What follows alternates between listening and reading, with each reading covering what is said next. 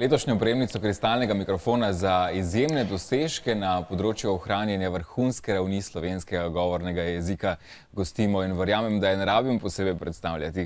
Ida Baš je po 40-letnem delu brez dvoma ena izmed največjih dam slovenskega radijskega in televizijskega prostora. Ida, dobro jutro. Dobro jutro in hvala lepa za te besede. 40 let nazaj zveni veliko.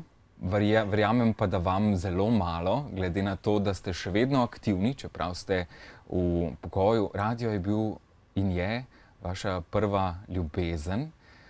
Ja, zakaj? Čem je njegov čar? Z njim se je vse začelo in z njim se še vedno majčkeno nadaljuje. Čar.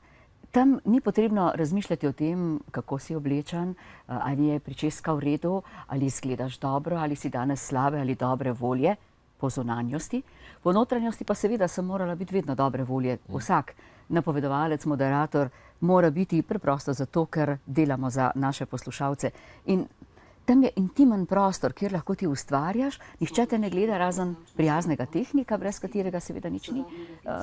Medtem ko televizija pa zahteva večjo pozornost v smislu kamera, zdaj, če smo imeli besedilo, še pogled na besedilo, kako sediš, kako se držiš, vse to je bilo zraven. Tako da jaz še vedno prisegam na radio. Naše gledalke in gledalci vidijo nekaj utrinkov vašega dela, kasneje tudi nekaj utrinkov televizijskega, namreč pravkar vas vidimo pred radijskim mikrofonom ob branju, napovedovanju. V 90-ih letih vas je pot tako konkretno zanesla pred kamere.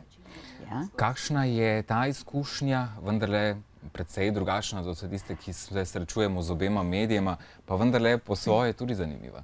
Zelo zanimiva. Meni je bila televizija izziv. Želela sem preizkusiti, ali to tudi zmorem.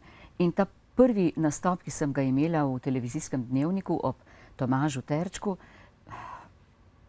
teklo je, kjer hočeš. Na srečo poskrbijo maskerke za to, da se na obrazu ne vidi.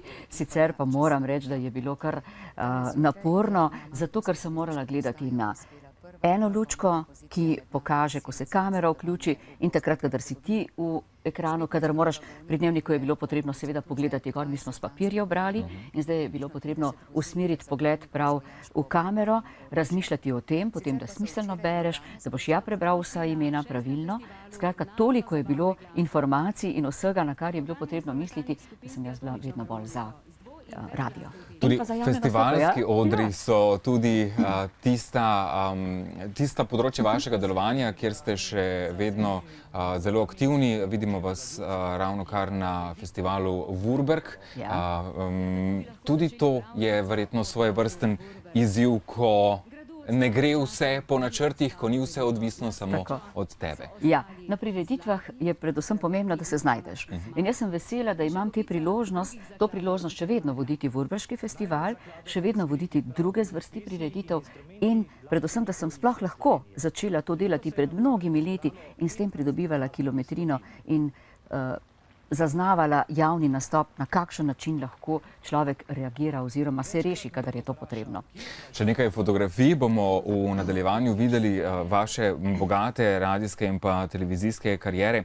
Pa vendarle, da vas vmes povprašam, glede na to, da se 40 let s tem že srečujete, da je sama nagrada za ohranjanje vrhunske ravni slovenskega govornega jezika, da sami tudi poučujete pravilno, zborno govorjenje, retoriko.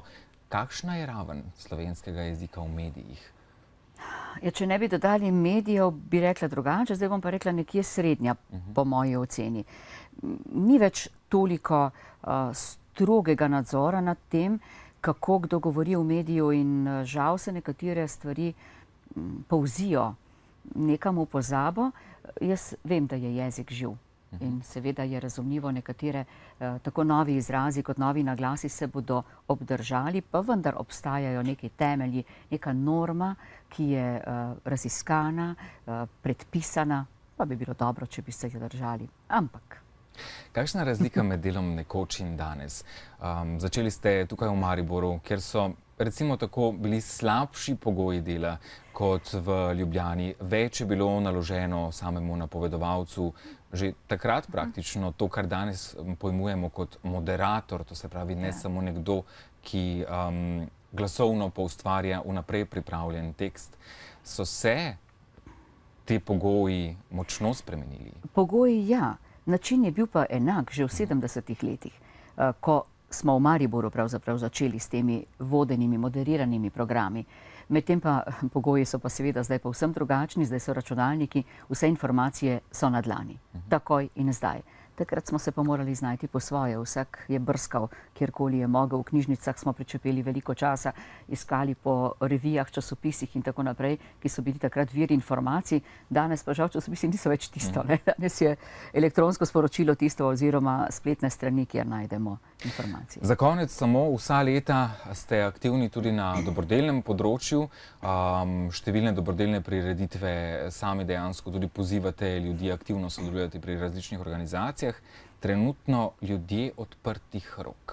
Ja, v tem mesecu naša žena že 20 let organizira to prireditev in tudi oni vsi delajo to dobrodelno, brezplačno, z namenom pokazati Sloveniji, predstaviti Sloveniji tiste ljudi, ki opravijo ekstremna dela, bodisi v domačem družinskem krogu, bodisi v svojem družbenem okolju, in tem ljudem res lahko rečemo ljudje z veliko začetnico, in sem vesela, ker smem biti del te zgodbe in so me povabili kot voditeljico, enako kot nekako ta svoj dobrodelni delež dajem pri različnih organizacijah, Rotary klub Maribor Lent, naprimer, ali pa pri Soroptimistkah sem bila veliko časa, klub za enake možnosti Vesne, kjer se združujemo ljudje, ki želimo pomagati. To nismo ljudje, ki imamo veliko denarja, to smo ljudje, ki imamo, trdimo zase pač, da imamo veliko srce in z njim želimo pomagati na način, ko se dobro organiziramo in pritegnemo tiste, ki pa imajo več denarja kot mi, in potem pomagamo tistim, ki imajo manj. Ida, še enkrat čestitke za kristalni mikrofon, še na dolga uspešna leta, še na mnoga božanje vašega žametnega glasu po radijskih in pa televizijskih valovih na številnih prireditvah. Lahko pa tudi izdam, da za voljo Ide Baš, tudi jaz danes sedim tukaj, pred mnogimi leti, je ravno ona bila tista, ki je rekla, ta glas pa zna biti zanimiv. Hvala lepa, Ida, in uspešno še naprej.